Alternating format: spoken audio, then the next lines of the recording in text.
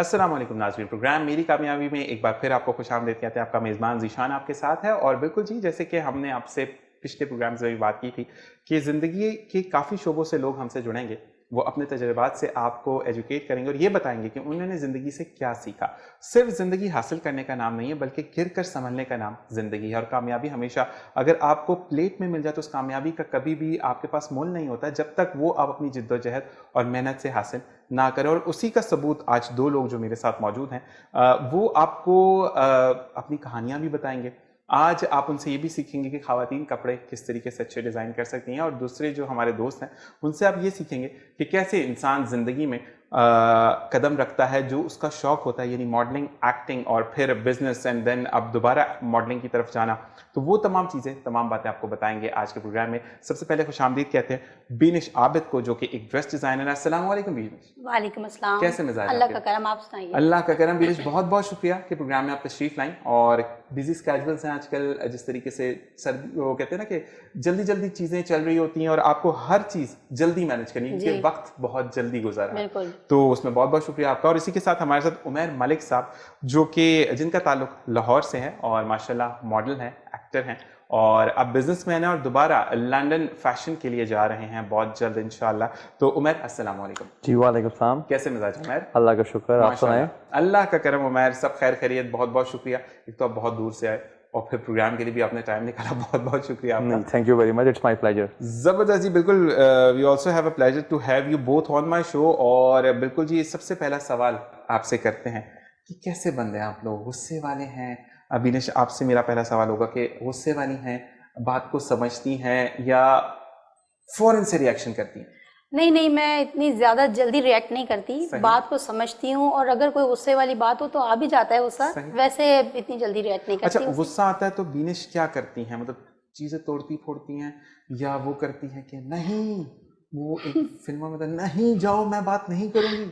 नहीं नहीं, ऐसा कुछ नहीं है, मैं खामोश हो जाती हूँ जब मुझे खामोश हो जाती हूँ। अच्छा, वैसे बीनिश, मैंने ये पढ़ा भी है और मतलब जितना मेरा मीडिया का तजर्बा है कि चुप की मार बहुत बुरी होती है जी। तो वो बंदा जो है वो प्रॉब्लम, आप लड़के फाइट करते हो ना, इवन दो नॉट अ हाथापाई, लेकिन आप वर्डिंग्स वॉर भी करते हो तो वो भी बंदा जीत जाता है। लेकिन जो चुप हो जाता है ना बंदा, फिर वो सही आपके प्रॉब्लम रहती है कि मैंने ये बोला, इसने आंसर क्यों नहीं किया? नहीं, इतना नहीं, मैं बस खामोश हो जाती हूँ जब तक मेरा गुस्सा ठंडा नहीं हो जाता ना, मैं चुप रहती हूँ। अच्छा, उसी जगह पे रहती हैं, जगह छोड़ जाती हैं? नहीं, मैं अकेली हो जाती हूँ, बिल्कुल अकेली हो जाती हैं। जबरदस्त। और उमैर साहब से पूछेंगे जी, उमैर साहब गुस्सा वैसे शक्लों पे नहीं लगता कि आंधा होगा, लेकिन गुस्सा आता है या नहीं? ज़ाहिर है एक नेचुरल फिनोमेना है, आ जाता है, लेकिन उसका बेस्ट ये होता है कि उसको बर्दाश्त करता हूँ, सही जगह चेंज कर लेता हूँ। और ऐसा हमारे इस्लाम में भी है कि जी माफ़ कर दो, सही कोशिश होती है माफ़ कर दो, लेकिन अगर समटाइम्स ज़ाहिर आगे से कोई रिस्पॉन्स बड़ा हार्ड होता है फिर उसको रिस्पॉन्स देता भी हूँ, लेकिन उसके 10-15 मिनट्स मुझे कुछ खुद ही गिल्टी होते हैं कि यार यहाँ से ऐसा नहीं करना चाहिए था। लेकिन 90% ये होता है कि मैं I just ignore and move on. तो जी बोले जी, तो उस वजह से ये होता है कि फिर अंदर ज़रा आपका हार्ट भी सेटिस्फाई रहता है और आपसे ये होता है कि यार शुक्र है मुझसे कोई ज्यादती नहीं हुई। यही वाली बात कहते हैं कि सेल्फ सेटिस्फेक्शन बहुत ज्यादा जरूरी होती है। आप लोगों के सामने तो पोर्ट्रे बहुत चीजें कर देते हैं, लेकिन जब तक आपका अंदर सेटिस्फाइड नहीं होता, आपका चेहरा कभी भी सेटिस्फाइड नहीं होता। अच्छा जी, लाइफ में कोई ऐसा सेक्रीफाइस आप दोनों ने किया हो जिस पे आज भी अच्छा लगता हो कि मैंने फैमिली के लिए सेक्रीफाइस किया था, लेकिन एट टाइम्स एक दुख होता है ना जिस वक्त वो सेक्रीफाइस आप कर रहे होते हैं, लेकिन अब अच्छा लगता है कि नहीं यार, मैंने फैमिली के लिए किया था तो अच्छा था? जी हुआ है इस तरह से सेक्रीफाइस, मतलब कि जैसे स्टार्टिंग में एजुकेशन के टाइम पर तो जाहिर है कि स्टडी भी होती है, उसके साथ साथ फिर थोड़ा सेक्रीफाइस किया, जॉब मैंने की। अच्छा, जॉब की उसके साथ साथ स्टडी के साथ साथ, तो थोड़ा ये था कि थोड़ा सपोर्ट करूं अपने पेरेंट्स को भी, ताकि उनके ऊपर भी मेरा बोझ ना पड़े, तो मतलब इसलिए अपनी फैमिली के लिए जॉब की, ट्यूशंस पढ़ाई मैंने। अच्छा, तो बस ये किया मैंने अपनी फैमिली के साथ खड़ी अपनी फैमिली के साथ खड़ी रही। अच्छा, जब फैमिली के साथ खड़े होने का तजर्बा होता है, क्योंकि लड़कों को तो एक बोला जाता है ना कि लड़का बेटा पैदा हुआ है और वो फैमिली को सपोर्ट करेगा, और आजकल तो वैसे जो आप दौर देख रहे हैं उसमें काफ़ी नफसा नफसी है कि बच्चे नहीं समझ रहे, मीन्स लड़के जो भी मुझे नौजवान यूथ देख रही है, तो पेरेंट्स आपको जी बड़ा करते हैं, जब आपकी दुनिया में कोई ज़रूरत नहीं होती तो वो ज़रूरत के काबिल बनाते हैं आपको कि दुनिया आपके पीछे जाए, फिर आप उन्हीं को भूल जाते हैं। अफसोस की बात है। तो कैसा फील हुआ था कि जब जॉब की और फिर घर वालों को सपोर्ट किया तो क्या फीलिंग थी विनेश? क्योंकि मैं सबसे बड़ी थी अपनी फैमिली में, बहन भाइयों में, तो इसलिए मुझे बहुत अच्छा लगा कि अपने पेरेंट्स को सपोर्ट कर रही हूँ। उनको मेरी वजह से थोड़ा सा वो होता है ना कि आपका हो गया कि थोड़ा सा बर्डन कम हो गया, मतलब अपनी स्टडी के, और मैं खुद से जो है ना वो खर्चात उठाती थी, ज्यादातर कोशिश करती थी कि जहाँ तक हो सके कि मैं अपनी स्टडी का खुद कर सकूँ, और आगे मुझे पढ़ने का शौक था कि आगे स्टडी जारी रखूँ। और खुद से बहुत अच्छा लगता है जब आप पेरेंट्स को सपोर्ट करते हैं, अपने घर वालों का बाजू बनते हैं कि अपने बाप का, तो बहुत अच्छा लगता है। अच्छा, मुझे ये बताएं कि कभी हर्डल्स आए इस टाइम पे जब आप जॉब कर रही थी कि किसी ने बोला कि जॉब क्यों कर रही है, हमारे घर में तो जॉब करते ही नहीं है, या नहीं कोई प्रॉब्लम नहीं थी? बहुत ज़्यादा नहीं आई, लेकिन कुछ रिलेटिव्स ने ऐसा बोला, लेकिन बस हो गया। अल्लाह का शुक्र है, अल्लाह ताला ने साथ दिया और इंशाल्लाह वो कर लिया हमने, माशाल्लाह। जी उमैर, लाइफ का सैक्रिफाइस? इसी तरह था, मैं भी अपनी फैमिली में बड़ा था, हम लोग माशाल्लाह 8 बहन भाई थे, तो ऑल ऑफ सडन मेरे फादर को कॉलेज हो गया। सही।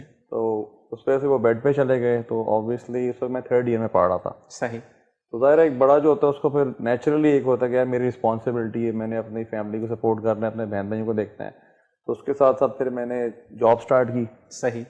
और जॉब भी मतलब 12,000 मेरी जॉब लगी थी। सही सही। और उसमें ये होता था कि 11,000 था मैं घर पे दे देता था अपने। सही। सिर्फ अपना जो है पेट्रोलिंग का मैं खर्चा निकालता था, और मुझे प्राउड फील होता था कि चलो एटलीस्ट मैं अपनी फैमिली का एक हेल्पिंग हैंड बन रहा हूँ। माशाल्लाह माशाल्लाह। और अल्हम्दुलिल्लाह आई फील वेरी सेटिस्फाइड कि उस वक्त वो 12,000 जो भी थे मेरे लिए इस वक्त 1,20,000 के बराबर थे। नहीं, और दूसरी बात ये होती है कि आपके अंदर ये एहसास जिम्मेदारी थी कि मेरे माँ बाप किसी के आगे जाके हाथ ना फैलाएं। एग्जैक्टली। ये दोनों में बहुत पॉजिटिव एक एलिमेंट है आप दोनों में कि आपने जिम्मेदारी समझा, क्योंकि बड़ा होना या छोटा होना कोई बड़ी बात नहीं है, तो नेचुरली घर में बड़ा होता है या छोटा होता है, लेकिन मसला है अपनी जिम्मेदारी को समझना। ये बहुत ज्यादा मैटर करता है आपके साथ कि आप अपनी जिम्मेदारी को कितनी जल्दी समझते हैं और कितने अच्छे तरीके से समझते हैं। अच्छा चलें, एक सवाल और, क्योंकि जब आप पहली दफा सैलरी लेते हैं और सैलरी आने वाली होती है तो काफी ख्वाब बुने जाते हैं, सैलरी आएगी तो मैं ये करूंगा, मैं ये करूंगी, या मैं उसको संभाल के रख दूंगी या रख दूंगा क्योंकि ये मेरी पहली सैलरी है। तो विनेश, आपसे मेरी ये सवाल है कि पहली सैलरी आई थी, चेक आया था, जो भी था, संभाल के रखा था या पहले से था कि नहीं फैमिली को देना है क्योंकि उनको जरूरत है?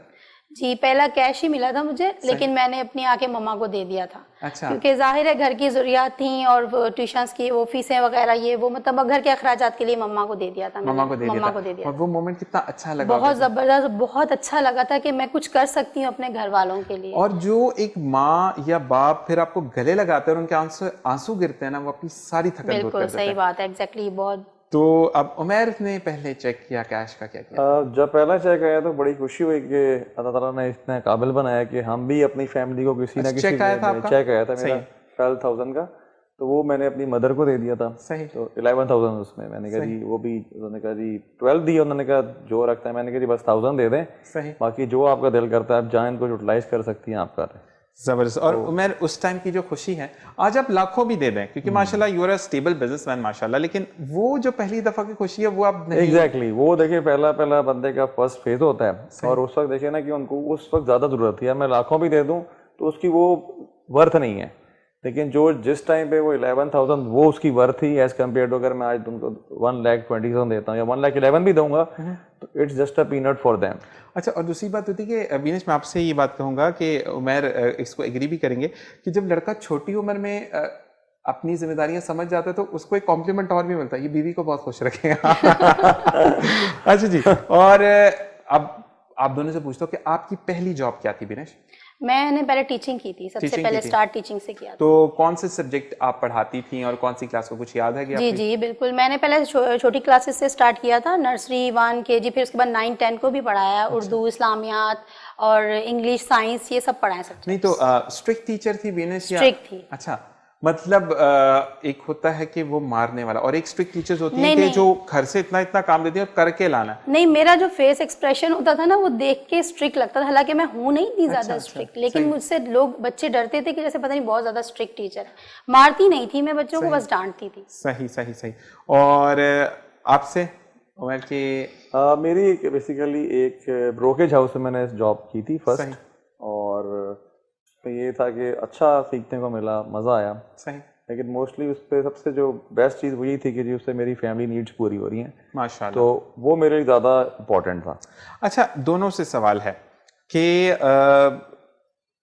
लोगों पे तवक्का रखते हैं कि ये मेरा काम करवा दे या ये मुझे आगे स्टेबल करवा दे, या एक वाहिद ज़ात है जिससे रुजू करते हैं और काम बन जाता है? जी विनेश।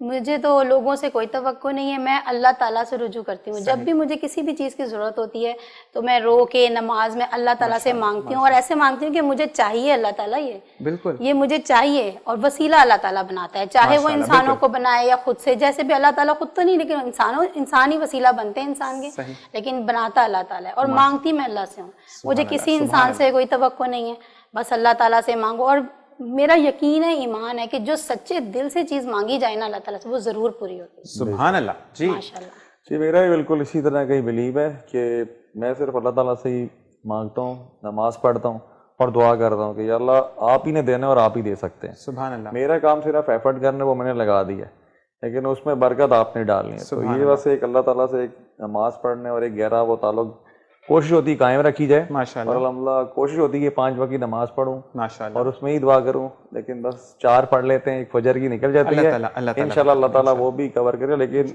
करने वाली ज़ात सिर्फ अल्लाह ताला की है। ये मैंने एक चीज़ भी बहुत अच्छी पढ़ी थी कि सिर्फ एक ज़ात के आगे झुक जाओ, वो सब के आगे तुम्हें सुरखरू करेगा। तो यही वाली चीज़ है कि आपका। और दूसरी बात यह है कि मुझे मेरे टीचर ने एक बात बोली थी कि मोबाइल सबके पास होते हैं, और मुझे आज तक सर इमरान याद हैं कि उन्होंने मुझे कहा था कि बेटा आज मैं तुम्हें एक मोबाइल नंबर देता हूँ, उस पर डायल करना और एक साथ डायल नहीं करना, 5 मुख्तलिफ वक्त में डायल करना। उन्होंने मुझे नमाज की तरतीब बताई थी, यानी सुबह 2 और 2 डायल करना, शाम में दोपहर में 4 2 डायल करना, फिर असर में 4 डायल करना, और मगरिब में इसी तरीके से उन्होंने तसलसल मुझे बताया। उन्होंने कहा कि जब इशा पढ़ के सोओगे तो सुबह काम हो जाएगा, क्योंकि तुमने डायरेक्ट डायलिंग किया, तुमने किसी के आगे हाथ नहीं बढ़ाया। तो ये चीज़ सर इमरान, आप जहाँ पे भी अगर आप हयात हैं तो अल्लाह ताला आपको लंबी ज़िंदगी दे, और क्योंकि ज़िंदगी का कोई पता नहीं है। अच्छा, अब कोई ऐसा बंदा जो पहली जॉब से जुड़ा हुआ हो, कभी मिला लाइफ में, या कभी क्योंकि आजकल कहते हैं ना कि चेहरे वाली किताब, यानी फेसबुक का बड़ा दौर है जी, तो लोग बिछड़े में मिल जाते हैं, तो कभी कोई मिला ऐसा बिछड़ा हुआ? जी बिल्कुल मिला। जैसे मैंने स्टार्ट टीचिंग से किया था ना, तो मेरी जो साथ में फ्रेंड्स थी, तो बीच में तो काफ़ी टाइम के लिए वो मतलब नहीं मिली मुझे।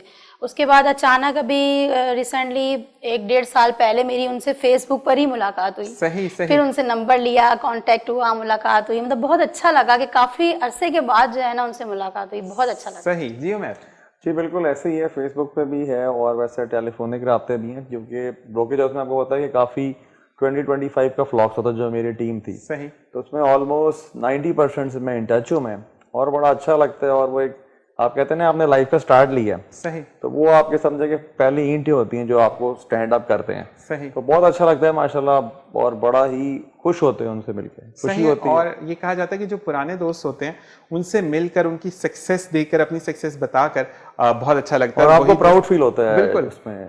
और प्राउड के साथ साथ आपको एक करेज मिलती है कि यार ये भी ये कर गया, अल्हम्दुलिल्लाह मैंने भी किया, तो इंशाल्लाह आगे जाएंगे। इसी के साथ वक्त हुआ है एक ब्रेक का, ब्रेक से वापस आएंगे, आपसे मजीद बात करेंगे। देखते रहिए मेरी कामयाबी।